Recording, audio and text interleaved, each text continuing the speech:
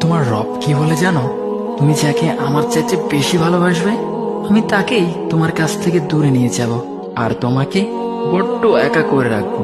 তিনি আরো বলেন, কখনো বলবে না যে তাকে ছাড়া আমি বাঁচবো না, কিন্তু আমি তোমাকে তাকে ছাড়াই বাঁচাবো।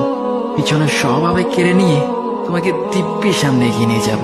তুমি কি দেখো নি, ঋতুরাও যে 2 মাস পর পর বদলাতে থাকে, ছায়া দেয়া গাছের পাতাও তো শুকিয়ে যায়, আর যখন সবর হারিয়ে ফেলে তখন ঝরে পড়ে। কিন্তু তোমার রব তো ধৈর্যশীল ও পরম দয়ালু। তিনি তো সেই ঝরে যাওয়া পাতার ঢাল থেকেও সবুজ পাতা গজান। তুমি কি দেখছো না তোমার স্রষ্টার এই নিদর্শন?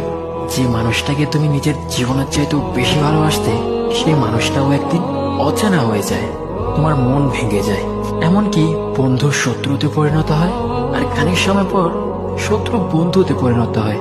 যে মানুষটাকে তুমি নিজের জীবনের অংশ ভাবতে, সে মানুষটাও প্রতারণা করে।